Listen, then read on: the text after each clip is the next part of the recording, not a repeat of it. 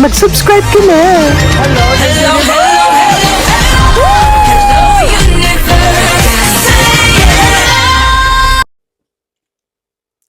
Hello mga buweks! Magandang gabi sa inyong lahat. Galaw-galaw para hindi mapaimburnal. Hello sa ating mga subscribers dyan. Ganun din sa ating mga new subscribers. Welcome to Parade of Beauty! If you are here tonight, welcome to the new era of beauty.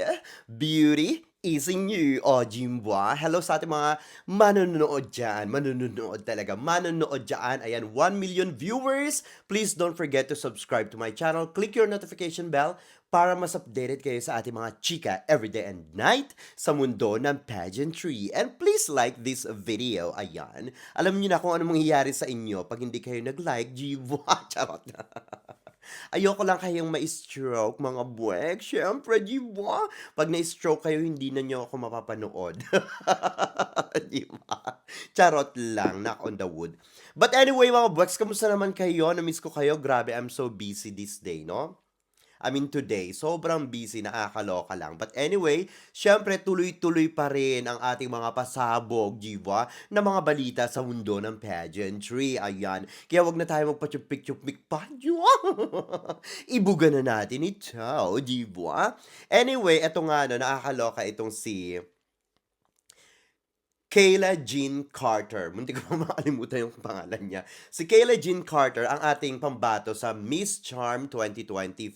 Ayan, diba? Napapansin nyo naman, medyo napapansin ko dito kay Kayla, masyado siyang tahimik, no, sa kanyang social media. Kahit na sa, sa Miss Universe Philippines din, nung lumalaban siya. Wala siyang masyadong, mga ganap doon. Sana gumalaw-galaw naman siya kahit papaano, diba? Kasi parang wala tayong masyadong nakikita sa kanya. Parang hindi siya ganun kasipag post, no, ng mga kaganapan sa kanyang, ayan, sa kanyang paglaban sa sa Miss Charm, di ba? Kaya minsan may isip mo talaga, sana yung mga kandidata, kasi tulad nga ng sinasabi ko sa inyo sa Miss Universe Philippines, no, hindi yung mga pageant fans yung unang lalapit sa kandidata. Dapat yung kandidata muna yung unang gagalaw para mapansin sila, di ba? Katulad nung nangyari nung Miss Universe Philippines, ang daming mga kandidata na hindi maingay sa social media. Tapos ngayon nagko-complain yung mga ibang pageant fans kahit na yung mga ibang, alam mo, basta marami nagko-complain dati na parang hindi sila napapansin kahit nga yata yung candidates nagko-complain din. Paano sila mapapansin kung hindi naman sila nagpapapansin, di ba? Kailangan kapag kandidata ka, syempre nandiyan ka, naka-expose ka, di ba?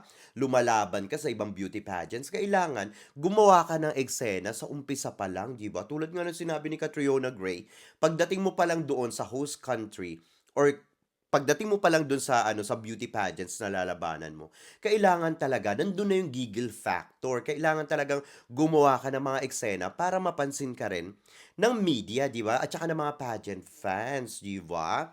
So ngayon, etong si Kayla Jean Carter, napapansin ko dito, no? May mga pictures siya, pero syempre itong mga pictures na ito, galing na ito sa sa Miss Universe Philippines organization or Miss Philippines ba, ganyan.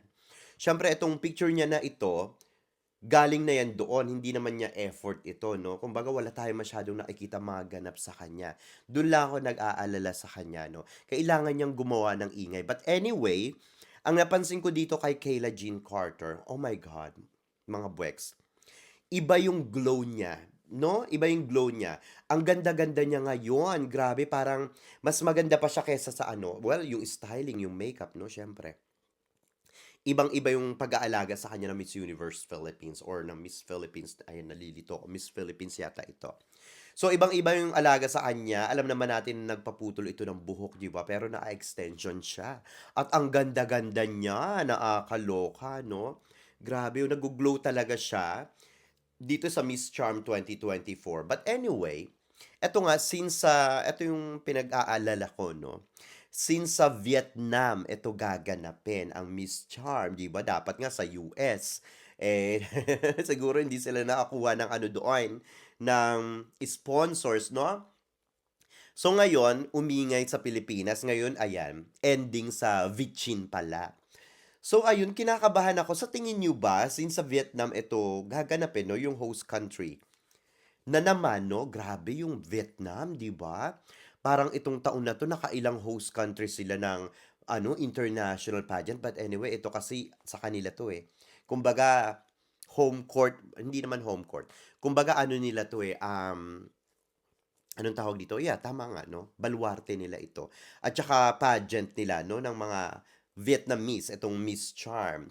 So, since gaganapin ito sa Vietnam, sa tingin niyo ba may pag-asa kaya siya 'no, na masungkit or maiuwi ang first ever Miss, or yung crown ng Miss Charm, sa tingin niyo ba para sa Pilipinas? Ayun yung naiisip ko, baka mamaya kasi kuhanin na naman nila diyan si Doraemon, 'di ba? At saka siyempre since sa Vietnam ito gaganapin, baka mamaya, eh, puro na naman Vichin ang mga judges doon, 'di ba?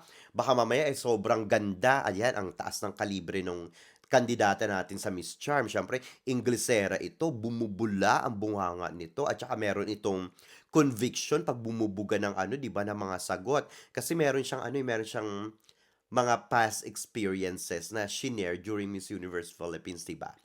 Tapos yung condition niya rin. So maganda yung kanyang ano, maganda yung kanyang, backstory 'no.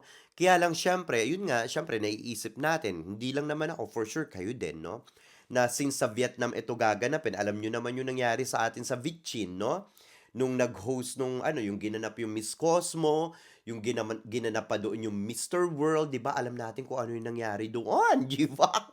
Ilang beses tayong parang napaglaruan at ginamit lang, 'di ba? So sana 'wag mangyari sa kanya ito. Well, anyway, may maganda kahit papaanong track record at the moment, yung Miss Charm, no? Nag-first runner-up nga tayo diyan, 'di ba? So ngayon, parang ngayon mas mataas yung, kumbaga mas mataas yung kalibre na ipinadala natin, or let's say hindi naman mas mataas kasi si ano, si McDonald maano talaga yun, eh, ano talaga siya 'no, yung kalibre niya pati yung dito maano talaga, eh, 'no. Let's say sabihin natin na maganda rin yung kalibre ni Kayla Jean Carter 'no. So sana kahit papaano ayan masungkit yung corona, kasi parang, my God, nakita ko yung mga ibang kandidata doon sa Miss Charm, parang ano lang, eh. Basta kayo ng bahalang humusga, tignan niyo na lang 'no. Parang siya lang yung angat na angat sa ganda talaga, si Kyla Carter. Sana ano, hindi siya paglaruan doon, sana hindi laruin ng Pilipinas, sana ibigay yung nararapat sa kanya. Kung hindi man title, kung hindi talaga deserving 'no, pero deserving naman sa placement, so why not? Sana mag-ano, mag-penetrate siya kasi nakikita ko talaga maganda yung pambato natin at maganda yung laban natin sa Miss Charm 'no. Puwera na lang kung ayan 'no, paglalaruan na naman tayo ng mga vichin, alam niyo na, 'di ba? Well, sa tingin niyo ba maiuuwi niya yung corona? Sa tingin niyo mauuwi niya yung corona, first ever crown sa Miss Charm para sa Pilipinas, since ayan nga sa Vietnam na naman ito gaganapin? Ayan, iiwanan ko na sa inyo, mag-ingay kayo sa ating comment section, 'di ba? Anyway mga buweks, ito nakakaloka ito, dumating na nga, 'di ba? Dumating na si Queen Chelsea Manalo sa Pilipinas kagabue, o 'di ba? Talaga namang nakakaloka, 'di ba? Ang daming media na nag-aabang sa kanya doon. At saka napakasimple lang. Alam ko maraming nambabash kay Chelsea Manalo na parang hanggang dito ba naman daw sa pag-uwi niya sa Pilipinas ay talagang paimbornal pa rin daw ang styling. So, ano palang gusto niyong suotin niya? Mag-gown siya doon, mag-lava walk siya doon, 'di ba? Siyempre nag-travel lang naman ako, nga 'pag nag-aano ko, 'pag nagta-travel ako, eh, naka-pants lang ako, naka-jeans lang ako, ganyan-ganyan. Dati nagsusuot ako ng bonggang damit 'pag nagta-travel ako. Pero na-realize ko sasakay ka lang naman ng eroplano, titihaya ka lang naman dun, matutulog ka lang naman dun, ba't ka pa magbobonggang damit? Kaya minsan or kadalasan 'no, 'pag nagta-travel na ako, ayan naka-shorts na lang ako, naka-ano na lang ako, nakasimpleng damit na lang ako, mga gano'n. Parang hindi naman kailangan ng bonggang-bonggang damit, ano 'to?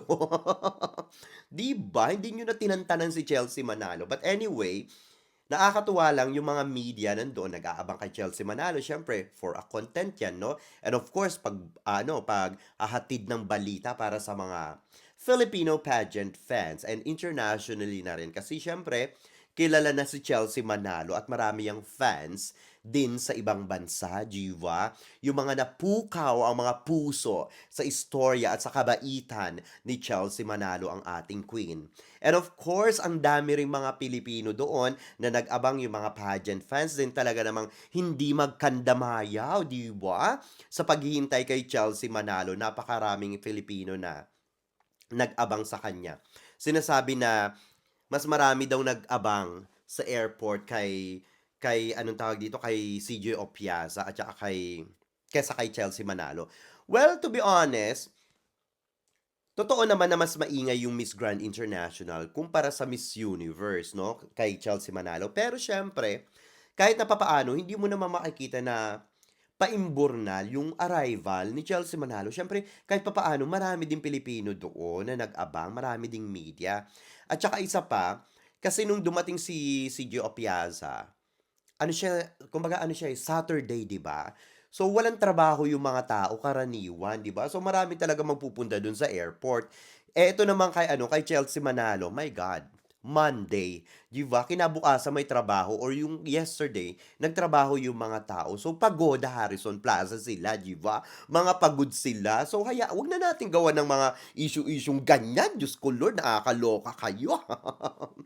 Parang siyempre suportahan na lang natin yung mga queens natin kasi hoda kahit na anong mga beauty pageants yung nilabanan nila basta ayan 'pag ano, suportahan na lang yung mga kababayan natin. Grabe naman kayo, kino-compare-compare niyo pa, wag niyo nang i-compare, 'di ba? Kasi itong dalawang ito, si CJ Opiaza at saka si Chelsea Manalo, pareho lang naman silang nag-uwi, 'di ba, ng karangalan para sa ating bansa, 'di ba? Wag na nating ikumpara yung mas sikat si ganito kaysa si ganito. Dun na lang siguro sa organization, dun na lang kayo mag-ano. Pero dito sa dalawang kandidata natin, kay Chelsea Manalo at saka kay CJ Opiasa, 'wag natin silang ikumpara, 'di ba? Nakakaloka. Support tayo, kababayan natin 'yan, at saka queens natin 'yan, 'di ba? Anyway, welcome back sa ating queen. Ayan, si Queen Chelsea Manalo. Ang nanalo lang naman, 'di ba? Panalong-panalo na Miss Universe, first ever Miss Universe Asia. And of course, Best in National Costume at ayun nga daw 'no, sabi ni Hello the Universe, Best in Evening Gown lang naman, 'di ba? Ang naiuwi ni Queen Chelsea Manalo, talagang panalong-panalo siya diyan, in fairness, 'no? Si Chelsea Manalo, masasabi ko, she is the very authentic, no? Very authentic and simply beauty queen, di ba? Or simple beauty queen. Ayan, let's all appreciate our queens, no? Chelsea Manalo or CJ Opiasa man, no? Kumbaga ano man yung napanalunan nila or walang napanalunan, may napanalunan man or walang napanalunan, ayan, no? Let's just support all of them. Yun ang mahalaga. Siyempre lahat tayo mga Pilipino, tayo-tayo dapat yung magkakasama, 'di ba? So kahit na ano yung nakuha nila sa assignment nila, no? To represent, 'di ba, our country, the Philippines. Ganun dapat nagkakaisa tayo. Wag natin silang ano, Diyos ko Lord, pinagbabardagulan itong mga ito, wala namang excuse me, wala naman silang ano diyan, kumbaga hindi naman nila iniisip yung mga ganyan-ganyan for sure, 'no?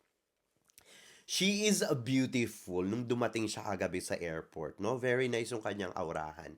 Gusto ko yung parang simple lang siya, tapos yung makeup niya maganda, malinis, 'no? Parang hindi siya pinapawisan, 'di ba? Or siguro ayun, pinapawisan din 'yan siyempre, 'no? Pero the more na pinapawisan siya, lalo siyang naggo-glow, 'di ba? Ang ganda-ganda.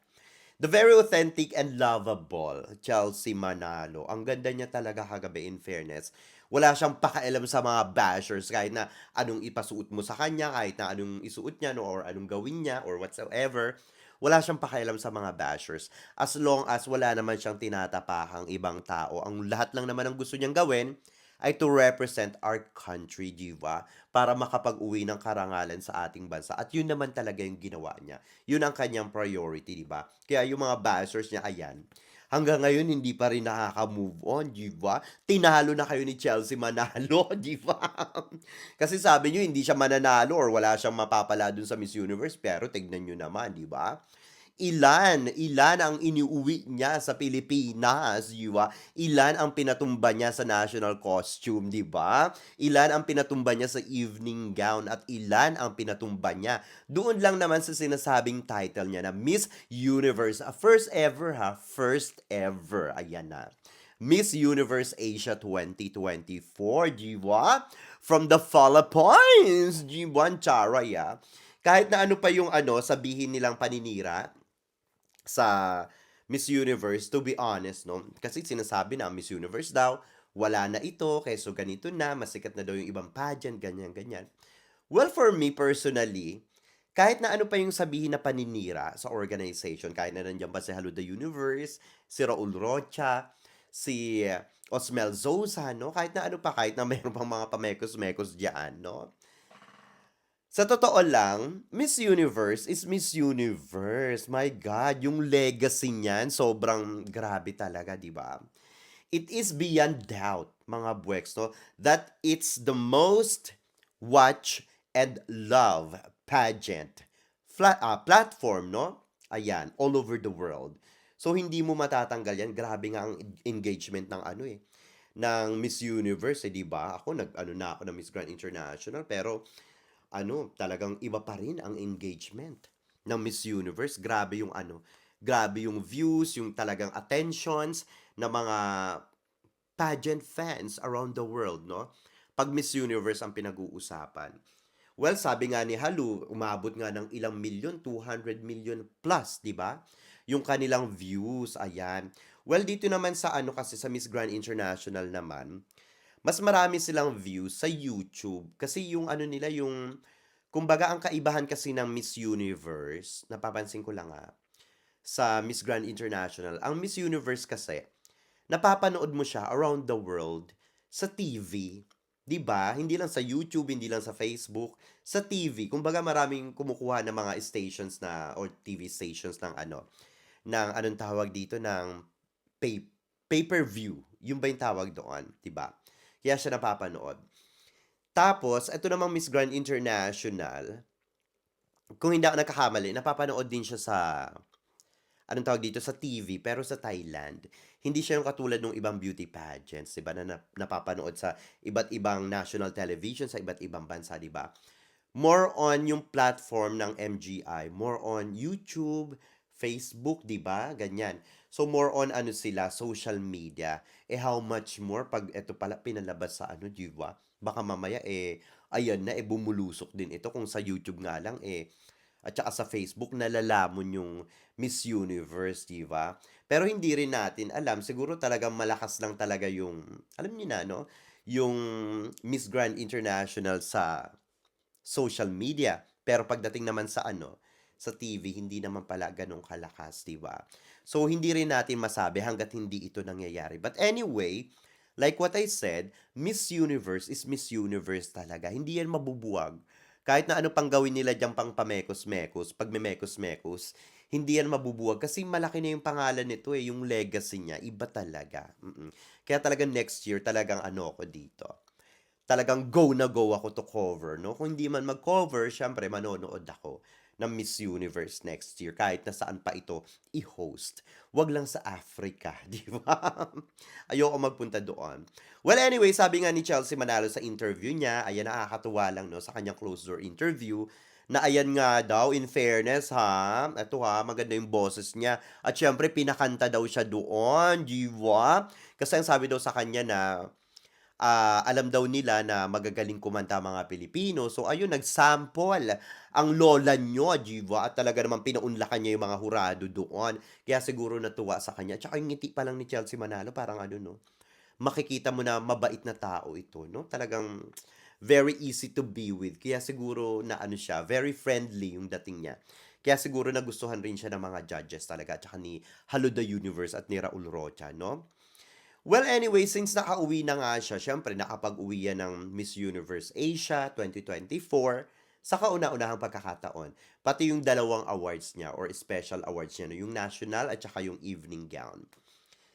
Iniisip ko kung meron din kaya siyang homecoming parade. Kasi um, kumbaga yung narating ni Chelsea Manalo, almost similar sa narating or naiuwi ng mga awards no ni Michelle Marquez-D. Si Michelle Marquez-D, pumasok siya ng top 10 tapos may 4 awards, 'di ba? Special awards. Si Chelsea Manalo naman, nakakuha siya ng title, yung Miss Universe Asia 2024 and 2 special awards. So ngayon, iniisip ko, magkakaroon kaya siya ng ng homecoming parade. I think she really deserved it, no? Yung magkaroon ng homecoming parade. Kasi syempre, nakapag-title ito, di ba? Kumbaga, kahit natanggalin mo yung 2 special award, may title. Sana bigyan siya ng ng homecoming parade, di ba? Kasi talagang deserve niya yan, no? Para sa kanya mga paghihirap, no? Para rin sampal ito sa kanya mga bashers. Charot lang, no? Pero she's really deserving, no? To have her own homecoming parade. Sana magkaroon siya. Para maano naman, mabigyan naman siya ng, alam mo yun, yung, anong tawag dito, maipakita ng mga supporters niya, no? In person yung pagmamahal at yung suportang ibinigay nila kay Chelsea Manalo during Miss Universe na maipakita nila ng personal kay Chelsea Manalo. And I'm pretty sure maraming nag-aabang niyan for Chelsea Manalo at maraming, alam niyo yun, umaasa kahit papaano yung kanyang mga supporters talaga. But anyway mga buweks, ito namang si CJ Opiasa, hapyawan lang natin to, no? Nakakawindang naman itong si CJ Opiasa. Pagkadating nung Saturday sa kanyang homecoming, no? The next day, nagkaroon siya ng press conference nung Sunday and then yung kanyang homecoming parade, di ba? Tapos ngayon namang, hindi, kahapon naman nagkaroon pa siya ng anong tawag dito, ng ano yun? Nakalimutan ko punyeta, ano ba yun? Ayan, naalala ko na. Yung kanyang pagpunta doon with Papa Nawat, 'di ba, sa kanilang courtesy call, courtesy, ano ba? Paano ba 'yon? Courtesy, ayan, courtesy call, 'di ba? Para sosyal doon sa Senado, 'di ba? Tapos ngayong araw naman ito, nakakaloka naman, 'di ba? Ang nag-iisa nating Miss Grand International First Runner up na si CJ Opiasa ay may media tour, 'di ba? Ayan, ngayon nga, ano ba ngayon? December 10 ngayon, di ba? Tama ba? So, ayun, nagkaroon siya ng TV5, Good Morning Kapatid, live. Ayan, nung 5:30 a.m. Grabe, ang aga niyang gumising. So, pagkatapos niya pala ng pagkatapos pala niya ng ng kanyang parada, tapos tulog siguro ng konti, tapos, ayan, nagigising. Oh my God, anong oras ito gumising? 5:30 ang call time, di ba? Well, anyway, sanay na yan sa ganyan. Siyempre, nahasa na yan doon kay Papa Nawat, di ba? Sa kanya mga doon, ano tawag dito, pinaggagawa doon, di ba? Nahasa na yan ng bonggang-bongga, no? Yung kanyang pagiging punctual, di ba? Or punctuality na tinatawag, no? Anyway, after noon, meron siyang GMA7, The Bubay, and Tekla Show. Ayan, taping. Taping naman ito. Tapos meron pa siyang TV5, Julius and Tintin Show, 4 p.m. My God. Lagari kung lagari itong Reyna natin, no, nakakaloka. Natutuwa naman ako kay CJ Opiasa. Siyempre kahit papaano, ayan, ang dami niyang ganap, 'di ba? Parang first runner-up pa lang 'yan, kung iisipin niyo. First runner-up pa lang 'yan. Eh paano na pala kung siya pala yung nanalo talaga, 'di ba? Ang dami niyang ganap, 'di ba? Eh baka kung siya yung nanalo tapos ang daming ganap ni CJ Opiasa sa Pilipinas, eh baka diyan na rin tumira si Papa Nawat, 'di ba? Nakakaloka ito, ha? Deserve ni 'yan, ni CJ Opiasa. But anyway, speaking of Papa Nawat, hindi ko alam, ayan, namaalam na pala siya kahapon or kagabi, ay namaalam. Namaalam talaga, ano yun? Nagpaalam, 'di ba? Kasi nga, bumalik na siya ng ng Thailand kahapon, 'di ba? Siguro after 'yan nung after 'yan ng anong tawag dito, ng kanilang courtesy call, no, sa Senate. Ayan, dumiretso na siya ng ng airport. Siyempre marami yung marami yung pinagkakaabalahan si Papa Nawat, no. Maraming business yan. Siyempre alam mo naman si Papa Nawat, 'di ba? Hindi lang beauty pageant. Siyempre money, money, money nga daw, 'di ba? But anyway, ayun pinost niya yun sa ano, sa Instagram niya kahapon, sa story niya, ayan. Nakita ko na tulad din ng sinabi niyo kahapon sa ano, dun sa comment natin sa premiere natin na video, nakita ko yun. So chineck ko rin. Oo, nagpaalam na nga siya. Pero eto ha, nakakaloka lang ito mga Buweks, no? Pagkadating pa lang, ayan, pasensya na kayo, nabubulol ako kasi yung mga ibang Tagalog, hindi ko na siya mabanggit minsan. Kasi nga, Inglesero na ako. Charot. Charito lang. So, ayun nga, pagkadating niya pa lang, ayan na, sa Thailand, di ba? Nag-live selling na agad ito, agad-agad, mga buweks. Nakita niyo ba yun, yung kanyang pa-live, di ba? Talaga nagpa-live selling siya ng ano, yung nagbebenta siya ng ano, ng ginto na mga alahas, di ba? Ibang klase rin talaga to si Papa na what, no? Wala akong masabi na talagang alam niyo yun, todo-todo yung kanyang ano, hard work siya talaga, hardworking man siya talaga, no? Talagang wala akong masabi dito na parang napakasipag na tao, no? Napakasipag na kahit na pagod ito, alam niyo yun, tuloy-tuloy pa rin yung kanyang ano, pagpapayaman. Hindi ko alam kung bakit kailangan niya magpayaman ng bonggang-bongga. Eh, pag namatay naman tayo, hindi naman natin madadala yung mga yun, di ba? But anyway, siguro marami rin siyang bayarin, marami rin siyang binabayaran, at saka siyempre marami yang ano, no? Marami yang obligasyon siguro, no? Kaya siguro ganyan talaga. But anyway, yun nga, since marami siyang ano, anong tawag dito? Mahilig siya, paano ba ito sasabihin? Kumbaga, busy-busy siya sa pagpapayaman. At the same time, ibinabahagi niya, di ba? Sinishare niya yung kanyang ano, blessings, di ba? Yun naman ang nakakatuwa kay Papa Noah, di ba? Ayan nga, nagbalik loob na daw ba? Or nagbalik loob na daw, obviously, ang Pilipinas at ganun din, si Papa Nawat, no? Nagbalik loob na daw ito sa Pilipinas. Yung pala ang tama doon, no? Nagbalik loob na daw itong si Papa Nawat sa Pilipinas at ganun din ang mga Pilipino sa beauty pageants ni Papa Nawat na Miss Grand International, di ba? Ang mga pageant fans daw ng Pilipinas ay nagbalik loob na sa MGI, di ba? Well, nakikita ko naman yan. Nakikita ko naman yan. Kasi, kitang-kita na talagang nahulog na, no? Nahulog na ng tuluyan ang puso ni Papa Nawat sa mga Pilipino at sa Pilipinas. Ayan, kitang-kita. Kasi kanina nga, nung nag-post siya ng picture, nakita ko rin, no? Yung comment niya doon sa picture niya sa Instagram niya, sabi niya, I love you, the Philippines. Ayan ha, nakakaloka itong si Papa na what? Talaga namang ano, ay naku, parang feeling ko talagang iba yung ano sa kanya ni CJ Opiasa, no? Iba yung impact sa kanya. Tingin ko talagang siguro na-realize niya yung mga Pilipino talaga through CJ Opiasa eh. Iba talaga kung ano, no, iba talaga yung ano, yung kabaitan, no? Yung alam mo yun, yung pagiging isang Pilipino, yung tunay na Pilipino, siguro nakita yun ni Papa Nawat talaga kay CJ Opiasa, di ba? At saka na-realize ni Papa Nawat yung suporta ng mga Pilipino, lalong-lalo na pag maganda or mataas ang kalibre ng kandidatang ipinapadala natin sa MGI, di ba? Kasi kung iisipin mo, kung hindi bet ng mga Pilipino yung ating kandidato sa or I mean kandidato sa MGI, 'di ba hindi naman gano'n kaingay yung mga Pilipino, 'di ba?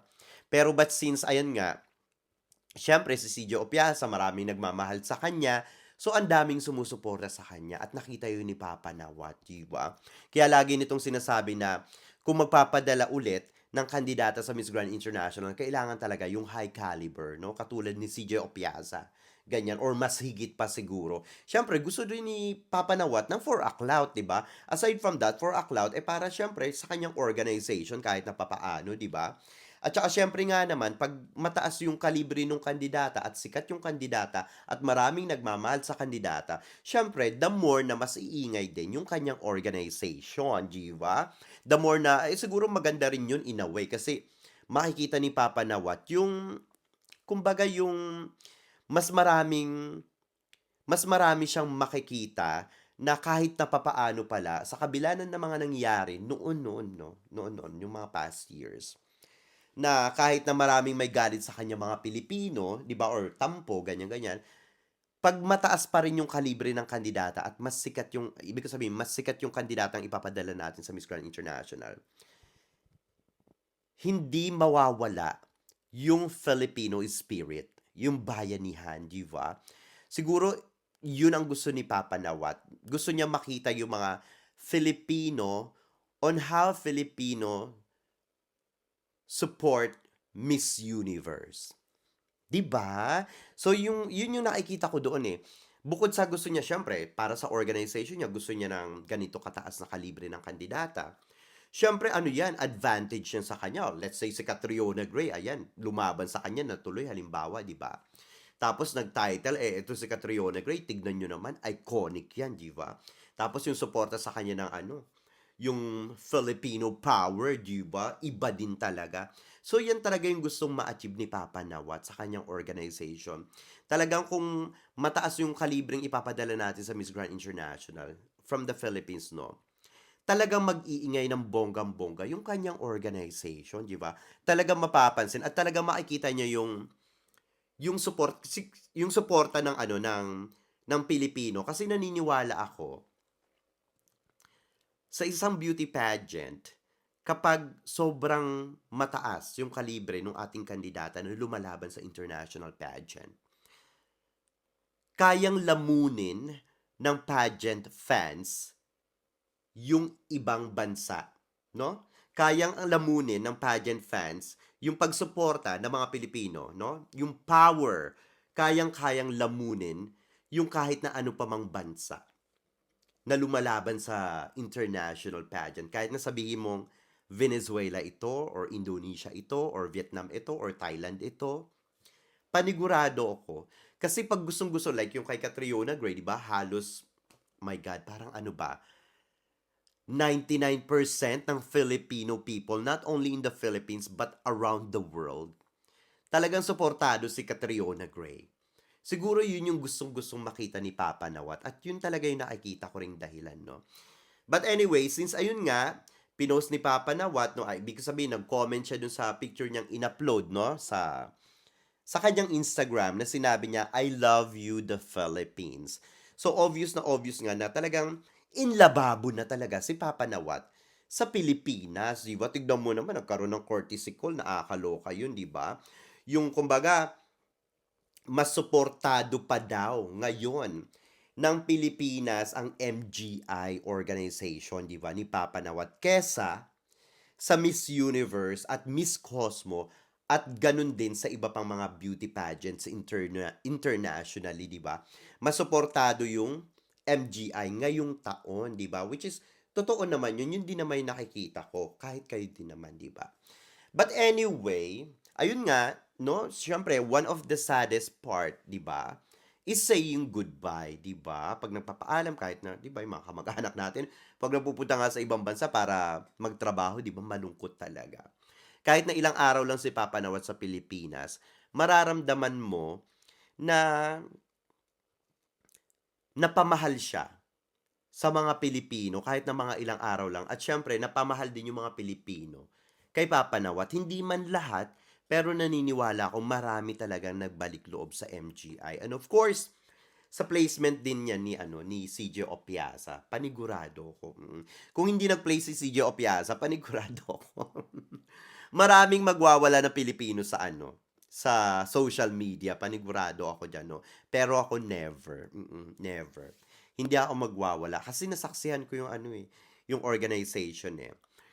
So ayun, no, for sure babalik pa naman yan si Papa Nawat, no. Ibig sabihin si CJ sa Thailand kasi nga magta-travel sila kasi nga si Rachel Gupta, no? Kasi magiging busy daw ito. Pag wala daw si Rachel Gupta, si CJ Opiasa ang makakasama ni Papa Nawat at saka ni Mama Teresa, di ba? Siguro mga mga after holidays, gano'n. So, exciting yan, di ba? So, ayan, kasi inano pa yan ni Papa Nawat, eh, ni-restory pala ni Papa Nawat kasi sinabi niyo sa akin kahapon, di ba? Yung yung naka-premiere tayo kagabi, ayan. Yung parang ni-restory niya yung rise of Miss Grand in the Philippines, di ba? ng Sash Factor. Nakakaloka, nakakaloka talaga si Papa Nawat. Iba yung ano niya, yung ingay niya ngayon sa Pilipinas, no? Panigurado maraming nagtaasan ng kilay diyan sa iba't ibang bansa, 'di ba? Syempre yung mga ano rin natin, mga bahay natin, 'di ba? So ayun nga, may nag-comment nga dun sa post ni ano ni anong tawag dito ng Miss Grand Philippines, no? Tama ba 'yon yung na-screenshot ko kahapon? Na sumisip-sip na daw si Papa Nawat, ayan, sa land of balut daw. Ayan, nagseselos na mga Indo, 'di ba? Tsaka mga taga Myanmar, 'di ba? Ayun, kasi sa totoo lang, nung nakita ni Papa Nawat mismo na legit at totoo ang suporta ng mga Pilipino, 'di ba? Pagdating sa mundo ng beauty pageants, 'di ba? Hindi fake, hindi mga bots, no? Yung mga nagfa-follow, mga nagla-likes, mga nagko-comment sa social media ng kandidata natin, 'di ba? Like yung mga fake likes, yung 'di ba sa social media yung mga fake reactions, yung mga followers, ganyan-ganyan, hindi ganoon ang Pilipino. We actually show up, 'di ba? Yan ang na-realize siguro ni Papa Nawat.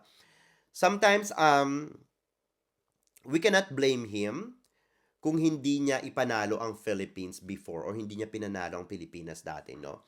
Kasi he is definitely and obviously, no, very specific sa mga candidates na gusto niya. 'Di ba? Tulad nga ng sinabi ko sa inyo during Miss Grand International 2024. Kumbaga, we just have to send the right candidate para sa Miss Grand International. Kasi alam naman na ilang taon na yung Miss Grand International. 12 years na, di ba? So definitely, yung Miss Grand Philippines or yung Binibining Pilipinas, definitely, I mean, they should knew already. Tama ba yan? Ayoko nang mag-English-English. They should know already, no, kung ano talaga yung kalibreng hinahanap ng Miss Grand International Organization, di ba? Dapat ganon. Kaya nga lang, syempre, yung mga pinadala natin, kumbaga magaganda naman sila, pero hindi yun yung hinahanap ng Miss Grand International Organization or ni Papa Nawat, no? Hindi lang kailangang matalino. Kailangan talaga palaban. Di ba? Kailangan talaga fabulosa, di ba? Kailangan talaga complete package, beauty, body, brain, and business, di ba? Yung mga pinadala natin na hindi talaga pumalo, siguro meron naman silang kahit na ilan doon sa Bs na tinatawag ni Papa Nawat, pero hindi lahat ng letter or hindi lahat ng Bs na yung hinahanap ni Papa Nawat, hindi lahat nasa Pilipinas, kaya hindi talaga tayo nag-penetrate, di ba? So ayun, kumbaga, obviously napamahal din siya kay CJ Opiaza. Napamahal din siya. Kumbaga kung iisipin nyo, inspirasyon din kasi si CJ Opiaza, di ba? Sa mga nagsisimula pa lang, di ba? Sa, ayan, sa beauty pageant. Bilang, alam mo yun, bilang pasarela coach, di ba? Ang laking pasasalamat din sa kanya ni Papa Nawat kasi pala, ayun, napanood ko yung interview niya sa ano. Kanino ba yun? Kay Dimples Romana yun eh. Parang kanina yun eh. Sa isang TV show. Parang sinabi niya, noon pa lang pala, nag-aano na siya, nagpapasarela coach na siya sa mga kandidata ng Chai Chai, no? Eh siguro naisip ni Papa Nawat na ito palang si CJ Opiasa, meron talagang connection sa Thailand kasi tinutulungan nito yung mga kababayan ni Papa Nawat din ng mga Chai Chai, di ba? So, ano yun? Plus factor yun kung tutuusin, di ba? Kumbaga, what matters most is sumama si Papa Nawat kay CJ Opiasa nung inihatid niya si CJ Opiasa pabalik ng Pilipinas, 'di ba? Sobrang sweet. Nakakatuwa 'yon. At nakita niya how Filipinos loved CJ, 'di ba? Ang sincere na niya, sa totoo lang, no? Dati kasi, 'di ba, yung pag nagagalit yan, ganyan-ganyan. Minsan nakita pa natin yan, naka-oxygen, 'di ba? Nagagalit sa Filipino fans. Pero ngayon, 'di ba, kasi nga nababa siya ng bonggang-bongga, pero ngayon, no, iba na yung galawan ni Papa Nawat. Nakikita niya talaga yung importansya ng Pilipinas at Filipino fans, 'di ba? Yan talaga ang mga Filipino fans, talagang 'pag binibigyan mo yan ng mga magagandang or pinapakitaan mo ng mga magagandang bagay-bagay, hindi kanyang pababayaan. Panigurado yan. Hindi kanyang pababayaan sa ere, no matter what, 'di ba? So, sana magtuloy-tuloy na itong, maging mabait siya, no? Yung maging fair din, no? sa Miss Grand International sa Philippines. Kahit na hindi tayo manalo or kahit na ano man mangyari, sana magtuloy-tuloy yung ano, yung fairness, no, ng desisyon niya sa kanyang pagbibigay ng mga ng corona, no, at saka placement sa Miss Grand International. Kumbaga ngayon, ramdam na ni Papa Nawat na kapag ipinanalo niya ang Pilipinas, kung paano ang magiging impact nito. 'Di ba? Talagang boom talaga. Daig pa ni CJ Opiasa yung nanalo sa Major Crown, 'di ba, na Miss Grand International. Ngayon pa lang nga first runner up pa lang ito, 'di ba? Sobra na yung support ng mga Pilipino as in number one pageant nga ang Miss Grand International ngayong taon, 'di ba? Lalong-lalo na sa survey. Dahil yan sa mga Pilipino, 'di ba? Kung nakita nyo lang yung pa-survey ni Missology, ang dami mga Pilipino doon. Puro MGI talaga. So talagang tuwan-tuwa si Papa Nawat, no? Sa lahat ng nag-uwi na winners, this year ha, si CJ Opiasa lang talaga ang hinatid niya. 'Di ba? Kumbaga, nag-uwian na yung mga iba. Hindi natin pwedeng sabihin na kasi malayo si France, kasi malayo si Brazil, baka si Indonesia. 'Di ba? Si Indonesia ang lapit niya lang naman, 'di ba? Nanalo din si Indonesia. O, ba't hindi niya hinatid, 'di ba? Si CJ Opiasa lang talaga yung hinatid niya sa lahat ng mga nanalo sa Miss Grand International. Kumbaga, damang-dama mo yung love and care ni Papa Nawat, no, kay CJ Opiasa. And I'm pretty sure nababasa ni Papa Nawat yung mga reactions, yung mga comments sa social media ng mga Pilipino. Kaya ano rin, he was very excited, definitely, no? Na bumalik sa Pilipinas. Ayan, kasi alam niyang hindi siya babatuhin ng kamatis, jiva, at saka mga water bottle, charot, jiva. I hope that in 2025, Papa Nawat will fly back to the Philippines again, no? To celebrate the first golden crown for the Philippines sana, di ba? So ayun, nothing is impossible naman, di ba? Nothing is impossible if there is someone with more substance and talent talaga. So hindi yan imposible. Similar to CJ Opiasa, 'di ba? Or more than her, 'di ba? Marami tayong high caliber na babae or kandidata sa Pilipinas. For sure yan, no? Kumbaga si J. Opiasa's actions and her moves is very kind. 'Di ba? Nakita nating lahat yan. If more equal or more level than her, posible talagang ibigay na sa atin ang corona ni Papa Nawat. Sa totoo lang, no? Kumbaga, ang hinahanap talaga ni Papa Nawat, yung ano kumbaga yung glamorosang Pinay, yung Pinay na Pinay, tapos yan, glamorosa, di ba? And yung ganda na parang, let's say sabihin natin, mala Nicole Cordoves, ganyan ang gusto niya, di ba? Samantha Bernardo, ganyan. Si Joe Opiasa, sino pa ba yung isa? Si Elizabeth Cleansey, ayan, ganyan, no? Tapos matalino, tapos magaling rumampa. Yan ang mga gusto ni Papa Nawat talaga. What if kaya, no? Itong tanong ng mga Pilipino. What if daw kung na-unplace si CJ Opiasa? So mamahalin pa daw ba kaya ng mga Pilipino si Papa Nawat? Well, definitely, iba-iba kasi ang opinyon ng tao, no? Siyempre, hindi naman lahat gusto si CJ Opiasa. Kahit na nanalo siya, no, ng first runner-up. Marami pa rin may ayaw kay CJ Opiasa. Hindi mo naman mapipilis lahat. So, tingin ko rin naman, imposible din namang ma-unplace talaga si CJ Opiasa. Kasi yung kalibre ni CJ Opiasa, talagang Miss Grand International caliber talaga. High caliber talaga. Actually, nag-set nga siya ng ng bar, no? Or high standard sa Miss Grand International. Kaya imposible rin talagang sa laban niya doon, nandun, I was there, mga Bex. So, alam ko yung mga galawan, alam ko, nakikita ko kung paano lumalaban si CJ Opiasa, kung gaano siya kaganda sa personal, ganyan. So, imposible na mapa-imbornal siya. Hindi siya mag-penetrate, no? Kahit na sa first cut pa lang. Pero kung yun nga, kung halimbawang hindi siya manalo or mapa-imbornal siya, no? Hindi siya pumasok sa first cut, panigurado, magwawala ang mga supporters, no, ni CJ Opiasa or yung kahit na hindi supporters ni CJ Opiasa. mag-iingay sila sa social media na cooking show na naman ito, ganyan, ganyan, ganyan, ganyan, no? Or yung iba, wala lang pakialam, siguro, no? But anyway, for me, kung tulad nga ng sinabi ko sa inyo, manalo man or matalo si CJ Opiasa, I have nothing to say against the organization. Kasi nga, since I was there, nakita ko kung gaano sila or si Papa Nawat at Mama Teresa, kung gaano sila ka-hands-on, no? Sa mga kandidata, kung gaano sila ka-generous, kung gaano sila kabait talaga, no? Talagang wala kang ano eh, wala kang makitang butas. Sa totoo lang. Kaya sabi ko sa inyo noon, manalo matalo, I have nothing to say against the organization. Kumbaga, I was very, very grateful talaga na hindi ko naman sinadya magpunta doon to be a uh, to be a media, no? Or media partner.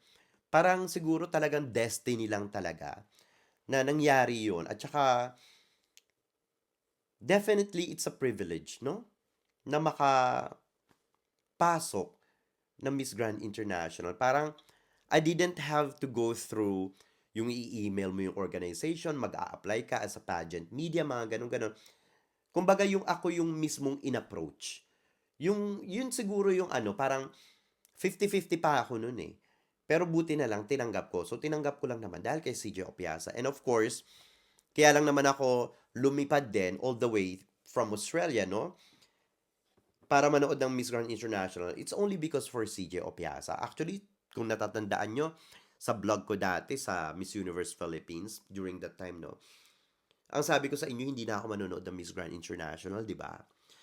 Pero since si CJ Opiasa nga ang lumalaban, syempre, anak-anakan ko ito, no? Eh parang, ang hirap namang hindi magpunta doon. At saka naipangako ko sa kasiyan sa kanya. Nung ano pa, nung nag-first runner-up pa siya, nung Miss Universe Philippines, naipangako ko na yun sa kanya. At saka talagang pinupush ko siya na lumaban ng Miss Grand International or Miss Grand Philippines. Kahit nga nung after pa lang nung ano eh, nung Miss Universe Philippines, talagang kinukulit ko na siya, no? Yung after nung pageant ng gabi na yon, minessage ko na talaga siya. Sabi ko, have you ever thought na lumaban sa Miss Grand Philippines? Ayun. So kaya nga lang, hindi siya lumaban kasi nga syempre kailangan niya muna mag-ipon, ganyan-ganyan at magpahinga. So ayun, kaya ako nagpunta ng Miss Grand International sa Cambodia, no? Supposedly, nandun tayo.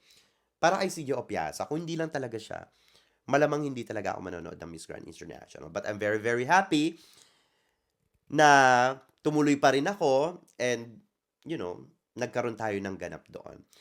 So, isipin na lang natin na kapag magaling talaga ang ipinanglaban natin, no? Sa Miss Grand International, talagang ipapanalo tayo ni Papa Nawat. Panigurado yan mga Bwex, no? Kasi, ato lang ang mahirap lang sa mga Pilipino kasi, gusto kasi ng mga, ibig sabihin, gusto kasi ng mga Pilipino, laging Pilipinas na lang yung panalo. Hindi naman dapat ganun, di ba? Kumbaga, we have to give way naman sa iba. 'Di ba? Hindi yung laging tayo, hindi everyday is Pasko, 'di ba? Ibigay naman natin sa ibang mga candidates na kumbaga nangangarap din manalo at makapag-uwi ng karangalan para sa kanilang bansa, 'di ba?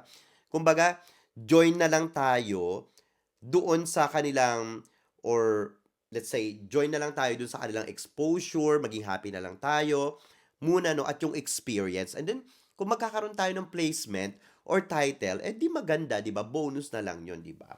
So wag tayo masyadong ano, parang feeling natin tayo lang yung magaling, 'di ba? Well, kasi ang mga Pilipino din kasi kahit na ganyan, no, meron din part kasi na parang kung iisipin mo, pag deserving talaga yung kandidata natin, doon talaga tayo nagwawala, 'di ba? Kaya minsan hindi mo rin masisi mga Pilipino sa totoo lang, no? Pero dapat sana kumalma na lang tayo, 'di ba? Kasi baka mamaya, okay, sabihin natin malakas yung kandidata natin. Tapos mag-iingay tayo sa social media, luto, cooking show, ganyan, ganyan. Baka mamaya yung organization, i-take nila yon, 'di ba? Seriously. So parang magiging every year, mapapaimburnal yung kandidata natin. So kawawa naman kahit na papaano na lang kung high caliber yung ipapadala natin sa mga ibang international pageant tapos nakita nila na ganito pala yung mga Pilipino, toxic pala, 'di ba? Ganyan, ganyan. So mag-aano 'yun, magre-reflect 'yun, yung impact nun nasa kandidata natin. So sayang lang din yung effort. So ayun, actually, kitang-kita ko na napamahal talaga si Papa Nawat kay CJ at gano'n din si CJ kay Papa Nawat, Para niya talagang tatay 'no, si Papa Nawat. Tapos si CJ naman para niya namang anak si CJ, 'di ba? Ang galing. Ang ganda nung bonding nila at saka nung relationship nila 'no. So ayun, kumbaga after nung issue about the followers 'no, about the mga supporters sa mga Filipino pageant fans, yung tinanong siya doon sa closed door interview na tinatanong na cooking show daw yung Miss Grand International, I think yung sagutan ni CJ Opiasa doon, napukaw ang kalooban ni Papa Nawat sa kanya. Tingin ko doon pa lang talaga kasi doon pa lang 'di ba nagustuhan na siya ni Papa Nawat. So, tingin ko ramdam na ramdam ni Papa Nawat yung conviction sa mga sagutan ni CJ Opiasa. Kumbaga hanap niya ni Papa Nawat hindi lang basta magaling, hindi lang basta maganda, 'di ba? So gusto niya rin, siyempre, isa sa mga gustong-gusto ni Papa Nawat at hinahanap niya sa kandidata, yan sa nakikita ko ha, yung attitude in terms of especially punctuality. Mm. Obedience and being a good example to all. Kasi lahat ng yan meron si CJ Opiasa. Tingin ko yan yung hinahanap niya talaga. Ayaw pakawalan ni, obviously ayaw pakawalan ni Papanawat si CJ. Napapansin niyo ba? 'Di ba? Alam niya talaga na malayo ang mararating ni CJ Opiasa. Kahit na hindi pa kahit na hindi pa siya bigyan ng mga project sa Thailand. Tingin ko nakikita at yan din ang nakikita ko kay CJ Opiasa. Lagi ko yan sinasabi kay CJ. Sabi ko sa kanya, alam mo na, tingin ko mananalo ka. Sabi ko sa kanya ganun. So, sabi niya talagang mama. Sabi ko oo. Sabi ko nararamdaman ko mananalo ka.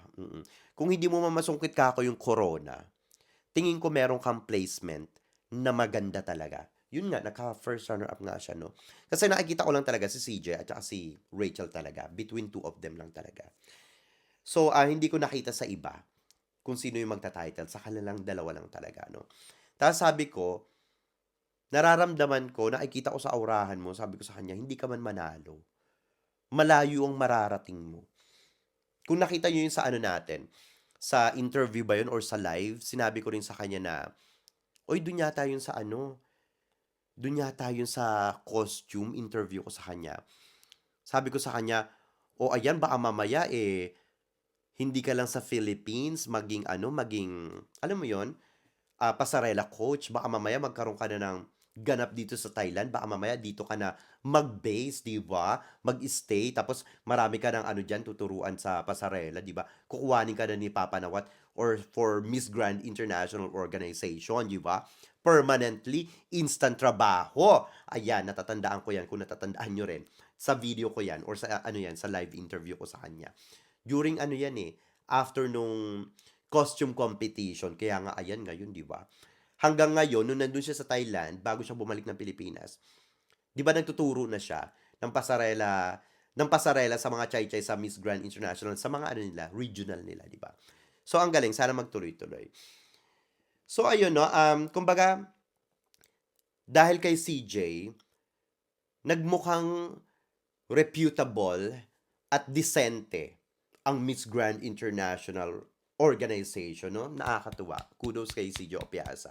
Well, goodbye for now for Papa Nawat. Jiwa, take care and thank you for taking care of our queen, CJ Opiasa. Maraming maraming salamat po. Ay, parang makakarating sa kanya.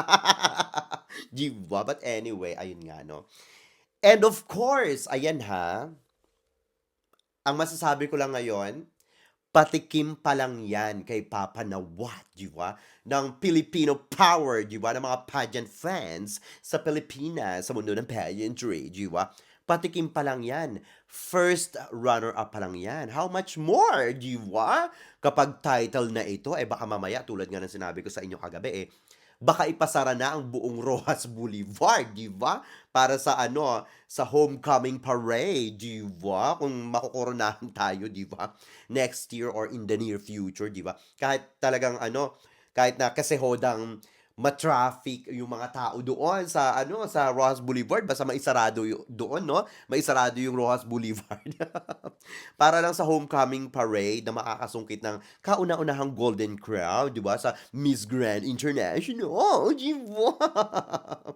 Kaya nga itong si ALV dapat talagang pumili siya ng karapat-dapat 'no, na kandidata sa Miss Grand Philippines na magre-represent sa atin sa ano, sa Miss Grand International, 'di ba? Dapat i-maintain ni ALV yung ganyang kalibre for Miss Grand International, 'di ba? At sana yung mga ano, yung mga high caliber din sa Pilipinas, sana mag-join sa Miss Grand International, 'di ba? Alam niyo na kung sino-sino sila, 'di ba? Pero kung kayo tatanungin mga boy, sa tingin niyo sino yung bet niyo talagang lumaban sa ano, sa Miss Grand Philippines at manalo sa Miss Grand Philippines next year? Uy, first quarter 'yan ha. First quarter siguro ano 'yan, mga March 'yan or February. My God. Nakakaloka talaga sa ALV, talagang gustong masungkit ang corona, 'di ba? First golden crown ng Pilipinas sa Miss Grand International. Kung kayo tatanungin, sino yung bet nyong ano, mag-represent sa atin ng sa Miss Grand International, ayan na, sa ating mga high caliber candidates. May mga naiisip ba kayo? Ako meron. But anyway, mga buweks, ano masasabi niyo dito sa ating mga chika ngayong gabi? Mag-ingay kayo sa ating comment section para makita ko rin ang inyong mga opinion. Hanggang sa susunod natin mga chika-chikahan. Bye for now, mga buweks, and I love you all. Bye! See ya!